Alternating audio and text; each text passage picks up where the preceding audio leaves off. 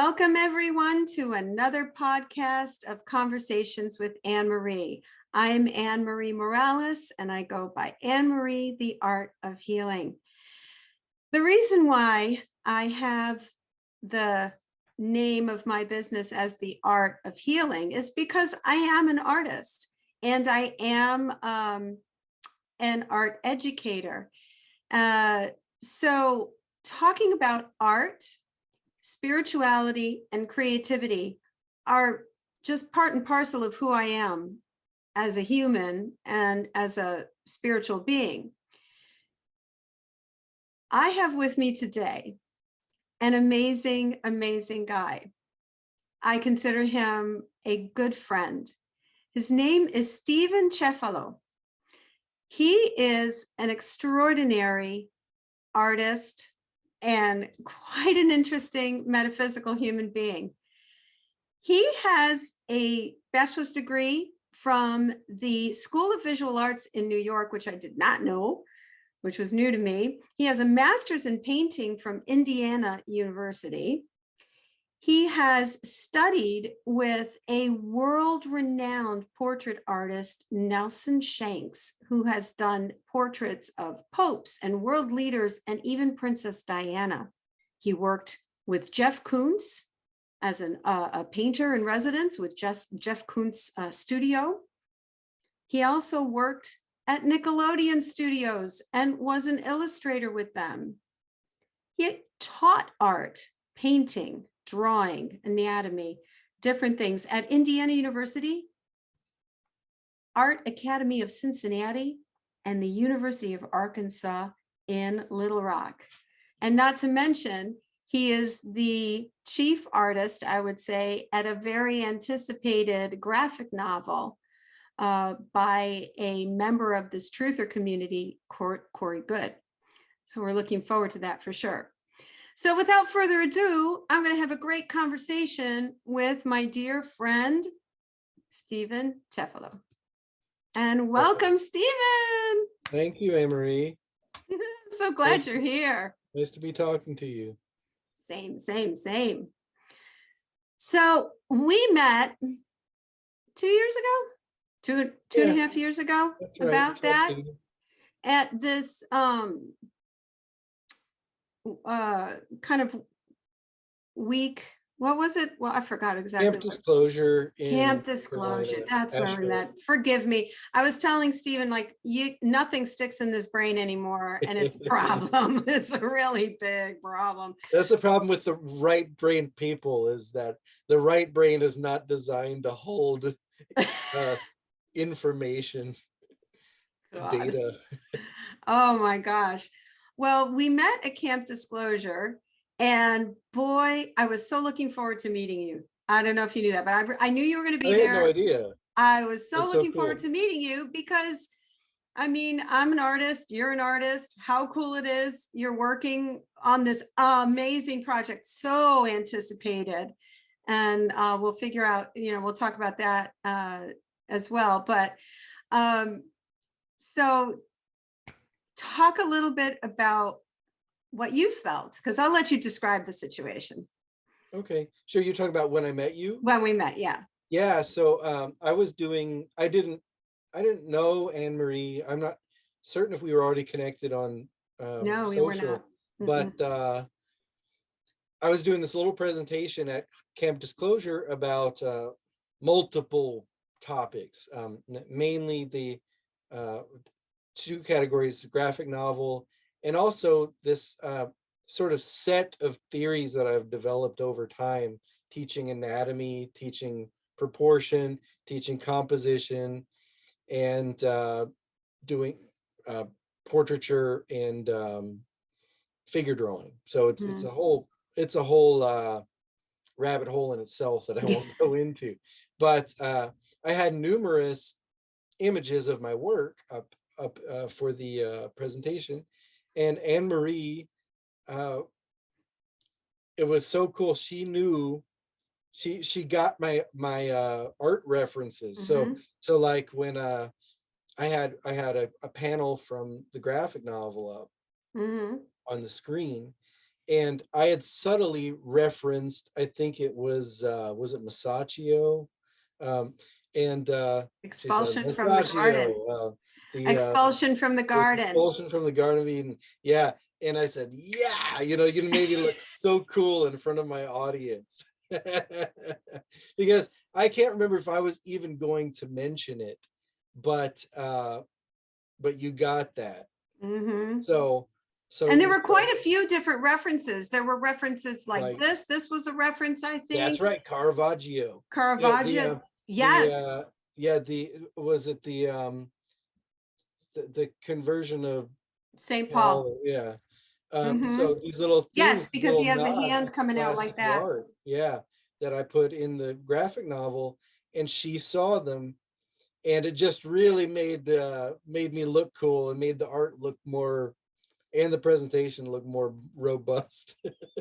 Well, my bachelor's degree is in art history, Hmm. and I fully loved it, and I was totally immersed in it. I got to study in Italy for an entire summer and go and look at all these amazing pieces of works of art that I studied from a book. I got to go see them in person. It was just like mind and life changing. It was just a marvelous trip. Mm. And then that we started to connect on that, and we started to chat back and forth, and we've met on a few occasions, a few different occasions. So I just consider you a really good bud, good Very friend. good. Yeah, and even she came to visit me here in Charleston, Hmm. and we had, boy, did we have some engaging conversation. Um, and I think the reason I was so excited to meet you at Camp Disclosure is because it's funny, it's curious to me that such an intuitive community as we are a part of, that you don't meet more people that are really engaged in the arts, or maybe or at least not visual art. I don't meet a lot of people who really look at paintings, Hmm. really look at traditional art. Hmm. um, and there's so much there, there's so much to glean, Yeah. spiritually, or so many parallels to be drawn. Hmm. And I think there was knowledge that was being passed down in a lot of artwork from the past. I learned so much. Well, at the time, while I was studying art history, I was a very, very devout Catholic. I was, I'm also a professional singer as well. And I was cantoring at church, studying art history. Anyway, I just grew up in a Catholic soup. That's all I can say. And I loved what I learned, and I learned a lot in my Renaissance art classes, um, about my faith at the time. And that really drew me in as well, because I always thought that the human body was the most beautiful creation ever, right? So I looked at the naked human form as something so sublime, Mhm. so sublime, that I love doing portraits as well. I loved my figure drawing classes. It was just so beautiful and sublime, and that's where I saw God. I mean, I totally saw God in the human figure. Yeah. Talk to me about your when did your love for the human figure, because primarily you're a portrait artist, you are a human anatomy specialist, figure painting specialist. So when did your love of this figure begin? I think we all start with the figure. Right? The first things we draw as kids are figures. We are True. human figures. Yeah. So what could be possibly more relevant than drawing human figures and faces?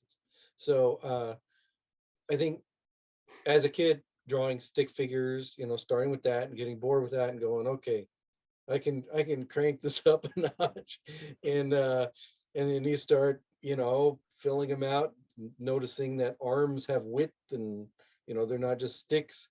and people told me I was good at it, and I guess they tell all kids that they're good at it, but I really believed it, and that them feeding me this praise, like I really hung on to that. I was like, oh Mm. yeah, I did something good, and so I keep chasing that thing that I'm being praised for. I guess they say, some people say don't praise kids like that, but it helped me. Mhm. I think it gave me a sense of accomplishment and something Well, to push for. probably they were right though. Yeah, maybe, I but mean, not when I was you gotta 5. I think don't know. about But anyway, that developed into comic book art, and I think I had this notion from the time I was very young of like, I'm gonna be like a child prodigy. And it was just, this idea that I was going to reach uh, impressive heights as a kid. And I started doing comic art, drawing Spider-Man. And then I think that led to the anatomy. So my best friend Greg, we made a comic book in the 7th grade, 8th grade, something like that. And really cool. Because it has like underground tunnel maps and all it. kinds of stuff that we look at now. Um, as a guy with a third eye that can move stuff, like he can do telekinetics. He's Oh got my a God. he's got like I think a triangle on his third eye, and he can. We just came up with that off the top of Wow. our heads. But Wow. anyway, my friend Greg, he brought books by Michelangelo, anatomy books, and so to really make these figures as good as possible, he was like, you got to study anatomy. And so we would study anatomy books all night. We stay up till 2 o'clock, 4 o'clock in the morning, uh, practicing from anatomy books. So This is just on your own, you and your friend? yes, yeah. And so we made this Dude, 20-page comic book. My mom ran them off at work, and we sold them for $1 a piece at school. how awesome is that? Yeah. Phenomenal. At a very young age, eighth grade, Mhm. right? You Yeah, said? my mom bought me, and then so about that time, my mom bought me a book on drawing the nude figure in charcoal. I didn't have charcoals, but I had that. She bought me a book on color theory. So I'm 12, 13 years old, and my aunt is teaching me oil painting. You mentioned. Everybody just investing the living daylights out of my art, because I was a kid with a lot of learning disabilities. Mm. In school, in early high school, I was in special ed. I flunked all my classes. Uh, I didn't have any clue what was going on in class, and so art was the thing. It was like, okay, this kid's got a thing that maybe is gonna work out for him. And my mom bought me everything. She bought me a Super 8 camera. She bought me like an airbrush set. Um, I I paint markers. I drew all over my walls in my bedroom. Uh, she let me draw floor to ceiling in my bedroom. Anything just to get my confidence up about the art Amazing. stuff. Yeah. Phenomenal. You know, my, I believe that we incarnate in the families that we want, that serve our purpose for our mission on earth. And I think that's exactly what you did. Mhm. You incarnated where you needed to be so that you could become the person you are and accelerate these beautiful gifts that you have. That's Yes, I believe amazing. that. That's amazing. Um, let's talk then a little bit more about your connection, because this is I talk about metaphysics and I talk about our connection with creator. How do you feel? Like, what happens to you when you are in a work and it is something you're so into it. Talk about that true source connection moment when nothing matters. What Yeah, you're doing. that's Talk right. about that sex moment, Yes. Yes. I was just Mhm. thinking about this the other day. Because it's a graphic novel. I'm working outside of my area of expertise, and I'm kind of like, it's a strain. It's fun, it's a challenge, but I've been painting again since I've seen the light at the end of this graphic novel tunnel. And man, when I paint, like I was just thinking the other day, like when I'm painting for the pure joy of painting, not for somebody else to do my own thing, it's the purest feeling of love that I get, Mhm. that I experience. I would say, like, that, and having a baby, Mm. what you feel for your children, Mhm. when Hold they're on, young. babe. Shut up. Sorry. That It was happened. that was the BF. Yeah, it might happen to me too. That was the BF bugging me. That's okay. He doesn't know. He didn't know we were on. That's all So good. do you clip these out, or you keep it in? I might You- just keep it in. Yeah. Hey, I don't well, care. It doesn't matter to me. It that's the is way it what it is. We don't is. have to be pro. Um, Me? it happens anyway. Everybody keeps the stuff in now. Um, okay, where was I though? Answer the question. Yes, but no, I really do think there is something very special that happens when you really find a zone in doing something that you love. And I don't Mhm. know if that equals to something vibrational, Mhm. but it certainly feels good for my mental and emotional health. Mhm.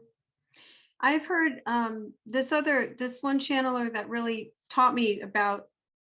I never heard of channeling before until I encountered this particular woman. Her name is Tina Spalding, and she is actually a very accomplished wildlife painter. Hmm, Very accomplished. She yeah. worked as a professional artist for a long time before she got into this channeling the books and doing the retreats and being a Course in Miracles teacher. And she mentioned, that when you're connected with this, time doesn't exist. Mm-hmm. Yeah. Time as we know it is suspended, which goes to show you the incredible supernatural state that you actually get into Yeah. when you are in that divine creator moment, that divine creator moment. Do you have anything in your memory that you would say stood out to you as the day that you were like, oh my God, like 6 hours just went by and I haven't eaten anything, like something like that? Do you remember moments like that in your career? Oh yeah, that's a good question. I Nothing stands out as a particular moment. Um, I'm sure I'll think of one later, but I would say it happens all the time that I forget to eat. Mhm. And when I'm painting, like when I am in my zone, not doing commission work, not doing illustration, uh, nothing is more attractive to me than sitting at the easel and indulging in Mhm. shape and color, line, form, and just feel of the oil paint and the brushes. There's something very right about it. Yeah, It it's feels so like I was true. just born to do it. It's so true. So true. And one of the things about me being who I am is the fact that I'm learning to really, as much as difficult as it is being a human, Hmm. I have to really embrace it, and be so grateful to be in human form, because it's because of the struggle that we're able to be so freaking creative. Yes, yes, yes. Okay. It's This is, man, this is something else that hit me the other day. Okay. I was thinking about how, you mind if I turn on my fan? I'm a little bit. do you, my friend, do you.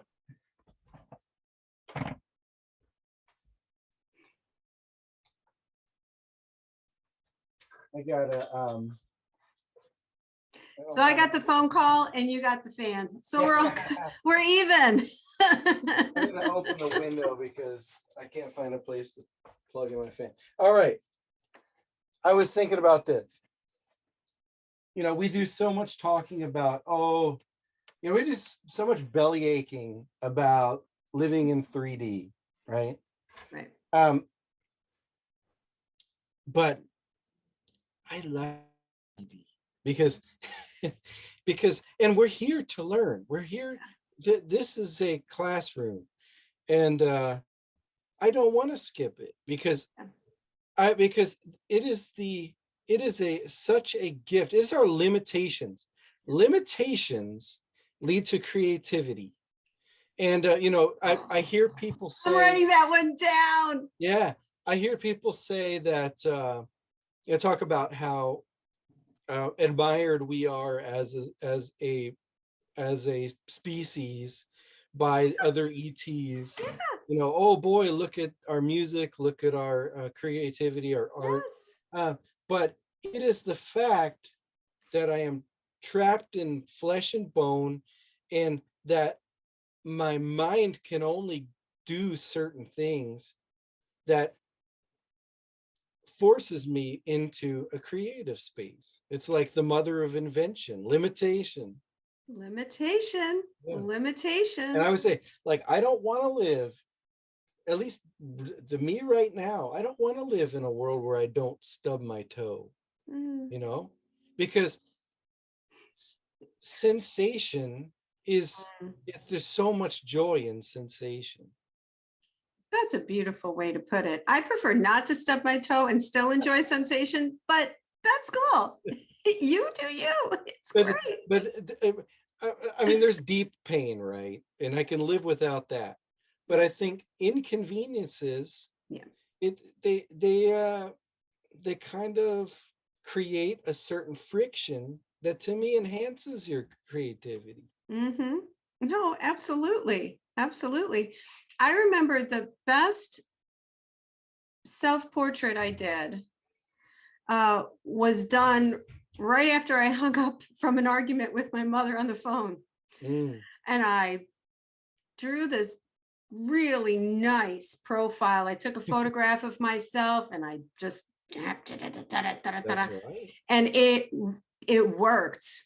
It worked. And I've shown it in shows. I have it framed in my house up in New York. It's a great profile. Yes. There's something about the portrait. The first portrait that I painted was my dad's after he had passed on. I had an old little flip phone, and just when phones were taking photographs and it was all kind of exciting, I found his last photograph on this phone, and I turned it into a portrait. And that was my first portrait. It came pretty good. And I love portraiture. As a matter of fact, you're working on mine. That's right. Yeah, I just started it. Yeah, I'm not showing it yet, but no, I don't want to see it. I don't want to see it yet. That in mind, I think about how in the hardest times of my life, I've produced the most. Like I've made the most interesting, maybe not always the most sellable, but the most interesting work that I look back on and I go, man, I don't know if I could do that right now. But there's a sense of desperation, a sense of struggle, or something, and trying to work it out in the art, Mhm. that I don't have so much in, right now. It is, it takes your creativity onto so many different levels of thought process, Mhm. because you're working out the space, you're working out the interaction of the figures, you're working out the positioning of the figures. It's, I think it's the highest form of intelligence.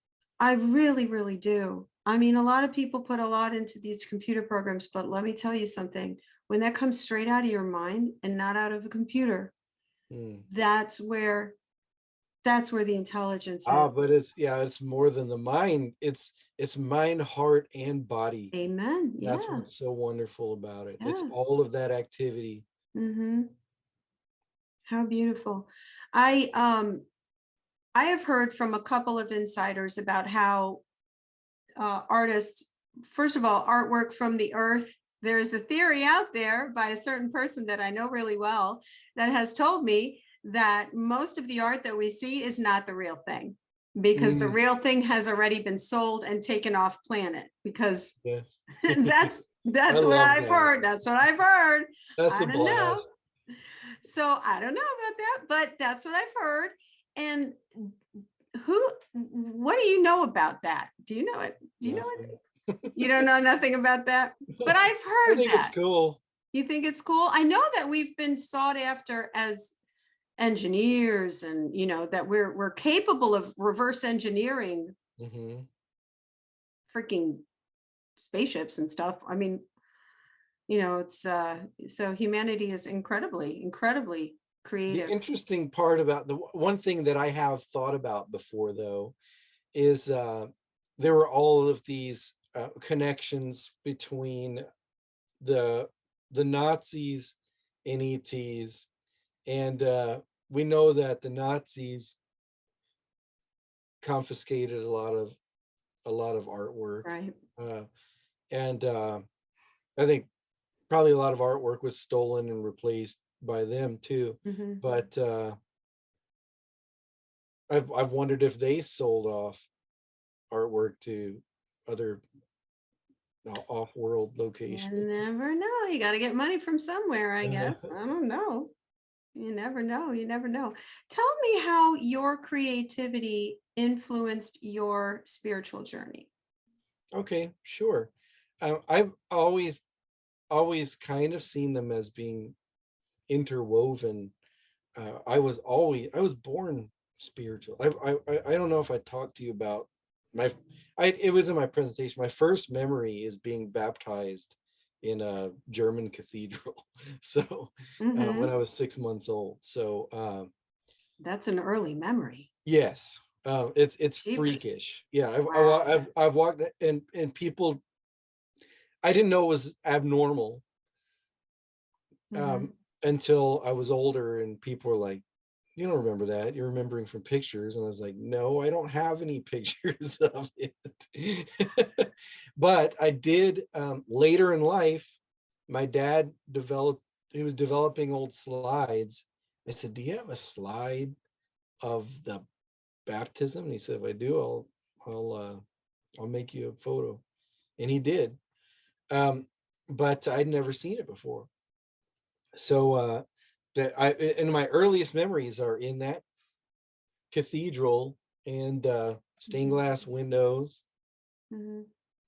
So it was a spiritual and artistic experience in one. Hmm. Beautiful. I mean, I haven't gone back, but at the time, you know, when you go into these buildings and you encounter the vastness of it, Hmm. it's quite a profound Yeah. Oh experience. yeah. Quite a Yeah. profound. I was visiting. This was in. I guess I was visiting Rome with my best friend, and he's an atheist, and he was standing in one of these little capellas, Hmm. and he said, "If something could make me believe in God, would be standing in this building right now. Mhm. There's something about, I don't know if it's the shapes of the architecture or the art or what, Mhm. but there's something there. I am looking at the background that you've chosen, and the Birth of Venus by Hmm. Sandra Botticelli. Um, I remember the moment I walked in. I was in the Uffizi, and it was a July or August day, and I was all into fashion, Italian fashion. I had this red long sleeve sweater and this long black skirt. This is in 1987. No, Anne Marie, 87, 88, 89, 1989. It was the summer of 89. And I came across that painting, which was about the size of half of my bedroom wall. Do you know the dimensions offhand? Of Something like the Birth of 14, Venus. yeah, 14 feet wide or something like that. I don't remember. It's like 14 feet wide and maybe 8 feet tall. I thought that was in the Birth of Venus. I thought was in Venice. Uffizi. Yeah, is it? Uffizi, yeah. Okay. Right next to it is the Primavera. Okay. I've Yeah. been to the Uffizi. I don't remember. Yeah. I tell you what I remember, baby. I can only Uh, tell you. The point but is that they don't have AC like they do here in yeah, the States. And it right. was hot and it was Yeah. muggy, but my whole body went into full chill. Hmm. I stared at that painting, her face, her hair. Her Hmm. hair impressed me. Y'all got to go and look at a picture of this. I'm sorry, this is like an intimate conversation, you got to talk about how delicious this painting, and especially the hair is. The other stuff, not so much, but her and the hair, oh, gorgeous, gorgeous, gorgeous, gorgeous. So let's go on a little bit more about art and your spiritual journey and where Yes. you find yourself right now. Yeah. So I think there is something naturally spiritual about Mhm. just about art, and for me, traditional art is just studying the human body, and traditional drawing and painting for me is just so deeply spiritual. Studying other human beings, especially from life, Mhm. uh, having live models, and there's like this quiet that falls in the classroom. There's something very sacred that happens, and it's addictive. It's like there's a feeling of deep joy that it gives me, where that I could go back in the world and be okay. But I would say the more recent sort of like turning point in oh, I'll talk about one spiritual experience. This was in art school. Okay. We went on a road trip to Washington, DC, to see a John Singer Sargent exhibition. Okay. I was 20, I was like maybe 22 years old, something like that. And there was I can never remember what the proper name of this painting it was, with the Spanish dancer, Yeah, she has that's exactly what it and was the called, the guitar Spanish dancer. players, right? Yep. There's a more proper name for it. People call it that, but there's men in the background playing guitars, okay? And something really peculiar happened. So I was looking over this painting, and I saw a highlight on the guitar, and tears poured down my face. Just like, and I wouldn't say like it was just like a breath into just blah, blah, blah, blah, all these tears. And I'm like, what was that? And and I think what I realized in an instant was I felt that stroke being placed there. Okay. That stroke that made that piece of paint, and it immediately connected me to John Singer Sargent and that moment in time.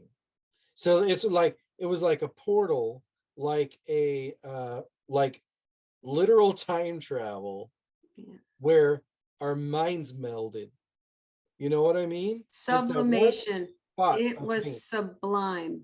Yeah, It was a sublimation. It was a merging of yeah, two essences yeah, in that very moment. yeah. And whatever he was thinking, feeling when he painted that stroke, was it transmuted to me? Maybe he was going through something very emotional.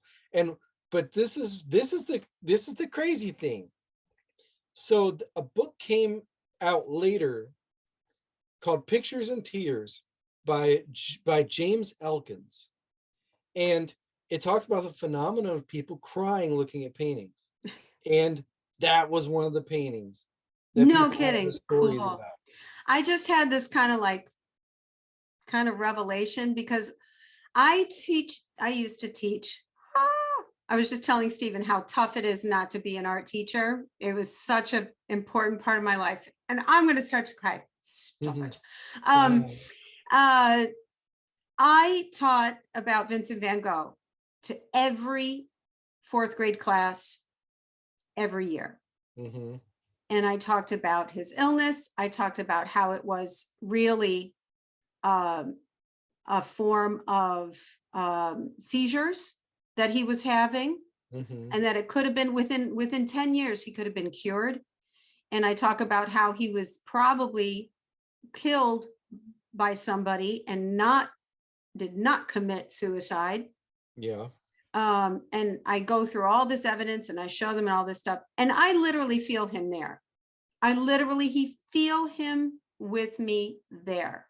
And I get all chilly and I'm like, guys, I'm getting chilly. He's here with us. This is really cool, think that's what happened to you. I think that because of your intense nature, the openness of your spiritual communication, that in that moment, his soul was drawn to you and he did it with you.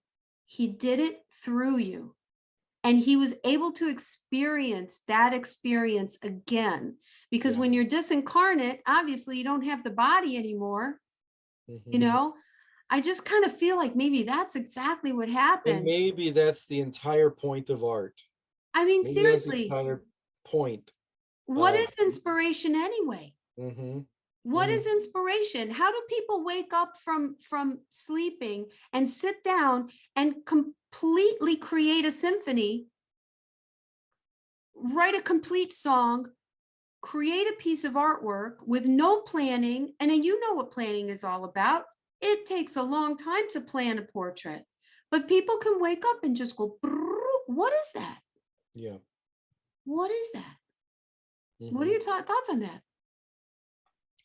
I, I sometimes it does feel like a little bit like channeling. Mm-hmm.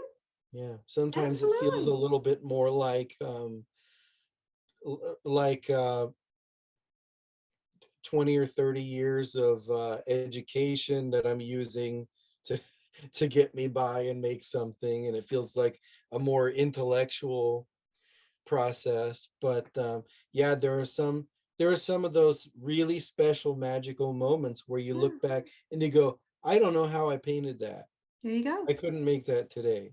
I was just mentioning that about my painting over here. I Yeah. remember sitting down and having all my supplies there and thinking, okay, and I blessed the paper. I Mhm. blessed the paper and I said, Mhm. okay, let's make something beautiful. I know I wanted to make a big piece for my for the show that was coming up. And I sat down at my table and I'm like, okay, let's do it. And I said that in 20 minutes it was done. Mm. And it's stunning. It's absolutely stunning. It's Mhm. the one that I use for like all of my art publicity. I call it wildflowers. So, Yeah, those are really beautiful. I would love to see your process oh, making thanks. those. Yeah, we'll do something like that soon. I hope. Mhm. Oh, All right. A thought had come into my head. Oh, you believe that you are another artist. Yes. Yeah. Talk about that for us, Okay. please. Yeah. So this is so weird. Okay. What isn't? Tell me, Right. what isn't weird in our lives? Okay. Um, so I used to kind of have before like 2015, 2016, I had never meditated before. Okay. I never really pursued anything um that type of spirituality. I had read the Bible and stuff like that. Um, but I guess to me it was something more like an intellectual process or something. And I guess I had sort of a fear of going off the deep end spiritually. But after my divorce, I really started getting very open to spiritual things, and like, man, I can do this and like not be self-conscious. Like I just be my own person. Mhm. And so I started meditating. The first time I meditated, I had a vision. I was dating somebody, and I saw that she was doing something with small, colorful flowers. Like from New York City, I saw her in North Carolina doing something with flowers. I said, "Are you doing something with flowers?" So I was just watering my impatiens, and I'm like, "Really?" And I wasn't looking for that. It just something hit me, and so I asked. And I started getting these meditations, like during meditation. I think like the second time I meditated, I I saw an acquaintance laughing and spinning in the woods, and in a blue plaid shirt. And I said, I texted her. She said, I was just literally doing that. Were you at So this cool. park? And I'm like, I don't know where that is. Um, and so, okay, what was this leading to now? You and Um, your other life as an artist. okay, yes. So by the time this thing came to me, I was like, okay, this is something. Okay, so I'm meditating there, and I'm and so I start meditating with intentions. Okay, like asking questions. Sometimes I get nothing. Sometimes I get something. And so I started asking questions about past lives. Like, was I here before?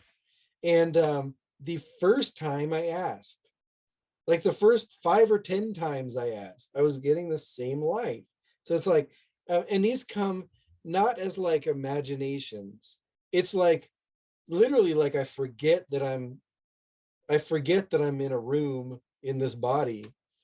It's like a a blink, and if you saw me, I'd probably look like I nodded off like that. But I got a flash that was like a whole lot of time, not a whole lot, but more than a second's time. Mhm. It condensed in this little flash. So I saw various things. I saw a little boy. I'm running across a bridge, accidentally kick snow in this old lady's face. All these little things that I'm piecing them together, and then I see a picture of monkeys, okay, and German writing on a book, okay, and then so I'm like, what was that? German writing and monkeys, and so I wrote this down, and I start piecing all these things together. It's all the same life apparently. And so I do a short bit of research, and I'm like, of course it's that guy. I never responded to his work much before, but it was this guy Gabriel von Max. He was a Wow. monkey painter, like he painted monkeys. Yeah. And he was born in Prague, and died in Munich. I was born in a town right next to Munich. Um, So it's just wild. You can't make this up. And I look You like really him. can't. And you look like him. And, Yeah. he owned a bunch of monkeys. When I was a little boy, I was absolutely obsessed with monkeys. I had two monkey toys that I would walk around with, and they were my favorite things. And I memorized how to draw monkeys when I was a little kid, and I would draw monkey faces for Unreal. everybody in my classes. Unreal. Yeah, That is the Gabriel von coolest Max. And so thing. I really believe the more I study his life, that I was either him or had something to do with him. Yeah. No, He looked like me. It's very bizarre. that sounds very, very, very true. Nothing surprises me at this point in my Yeah, life. right. Nothing surprises me. Wow, Steve, this was a lot of fun. Is it over already? This was great fun. It'll be over if you want it to be over. Is there anything else you want to talk about? To tell us a little bit more about what you're doing now, where you are in your life now? Yeah, okay. Well, Do that. yeah, of course, I'm here in South Carolina, Mhm. and that's very nice. And Carol's living with me, and she's got quite an interesting set of gifts, Mhm. spiritual gifts. Surely does. Uh, so there's that. I'm wrapping up this graphic novel, and it's been quite a journey. For 3 years, I've been working on this graphic novel, or like a Mhm. version of it that was scrapped. We had to start over from scratch and start a whole other book. Mhm. So it's been 3 years of doing almost nothing but working for Corey, Mhm. and so it'll be quite a new chapter in life to start teaching and painting again, hopefully. Oh, are you going to teach again?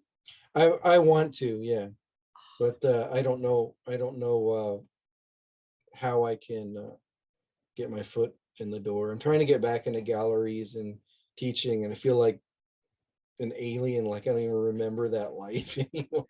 Dude, if you ever do like workshop weekends, Yes, yeah. let me know Well, because let's set it I up. will go. Let's set it up. I just need a location. Workshop weekends. Yeah. My gosh. There you go. All right. So I'll put it out there. Business I'm plan. teaching. I'm I'm considering doing a course on how I built these images for Corey. Um, not just but it wouldn't be just about illustrating other people's experiences, but I had the idea of demonstrating and instructing how you can take any experience, a dream, or an ET encounter, a vision, a Mhm. memory, a fuzzy memory, or even a story someone else told you, and try to piece that thing together Mhm. to make it a reality. So I thought Let's about talk doing about something like that. let's talk about your dreams, Okay. Mr. Cefalo, because you dream like no one I've ever heard dream before. Oh, there's some pretty impressive dreamers in that group. Yeah, there are. I'm not one of them, but there are. Yeah, I don't know. I've always had extremely vivid and detailed dreams. Sometimes more realistic things that feel like actual experiences, and Mhm. sometimes goofier symbolic things. Yeah. But Mhm. what aspect of them do you want to talk about? I think, how do we, that's another topic all on itself, but maybe if you remember one of the dreams that manifested or became real, or that you had like confirmation of it or something that coincided with it in your real life. Could you, do Mhm. you recall anything like that? I would say, well, the visions are more like that. The All visions of like these that. little where they're not quite dreams because I'm not totally asleep. It's Correct. those, it's the little ones that I get in the in between wake and sleep that I know are something. You know, Mhm. like I'll know somebody is with somebody and I'll text them and say, "Hey, I just saw a vision of you with so and so," and they're like, "Yeah, I'm with her right now." Um, stuff like that. There was my friend David. I saw an image of him painting a sphere on an easel in a classroom, black and white sphere, and he said, I texted him. He said, "LOL," and there was the painting, and Yeah. he'd done it 2 weeks ago, and I time travel and saw him. Oh, 2 weeks ago. Wow. Yeah, yeah. Just for those who are listening who have no idea what we're talking about, I apologize. But on Facebook, Steve has a group called, what's it called? Starseed Visions and Dreams or something like Yeah, that? Starseed Dreams, Visions, and Astral Musings. And Yeah, Astral and it's Musing. absolutely anybody is invited to participate So in. we'll make sure we include a link to that. Okay, I just remembered one of the coolest dreams. Tell me. All right, this is one of the coolest one, and I don't know if it links up to real life, but it just, man, was this powerful. So I dreamed that I was a little boy, okay, with my own features, but like as a little Asian boy, okay, and I had, my whole head was shaved except for this little piece in the back that was in a ponytail or something, Hmm. and so I am like in the dream, I'm kind of being what, like cared for, or or say rehabilitated, and I'm on a bed, like this primitive bed in a room, and that's all that's there, except there is this like thing on the wall, mounted on the wall. It's like two scrolls, right? So it's like two, um it's like a curtain, but so there's a piece at the bottom, a piece at the top that they roll, like a Rolls treadmill. down. Yeah, Hmm. like a treadmill, or yeah. So um it's lit by the back by lamps or something, okay? And it is sewn together. All these, it's very intricately sewn together, these pictures in this cloth. I'm sitting on my bed looking at this, and somebody is pulling ropes somewhere. You can hear the wheels, okay?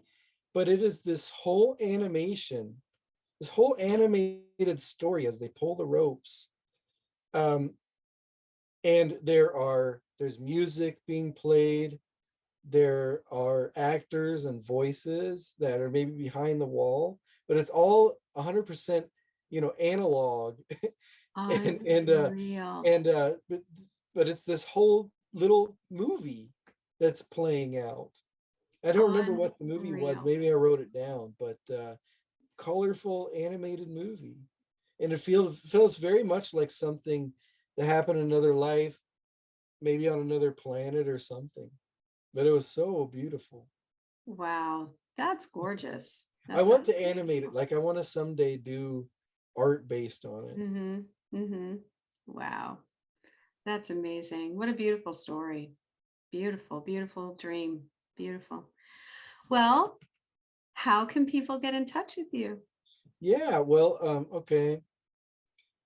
I You guess have a it depends on, website. You have a I do have website. a I'll put all the website. links. Yeah. Okay. Yeah, it needs to be updated, but I would say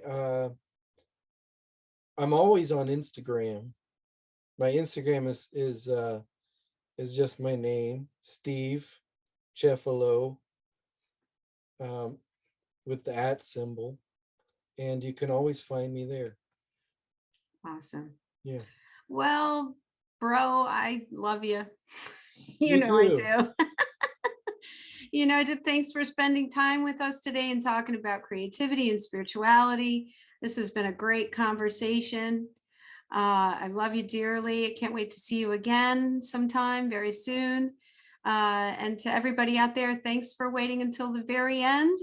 And if you happen to make it to the very end, I will give you 20% off a session if you tell me that you heard me say this. Ha ha ha. That's what you get for staying to the end. This is Anne Marie at the Art of Healing. I love you all, and it's been great fun. Take care. Thank you.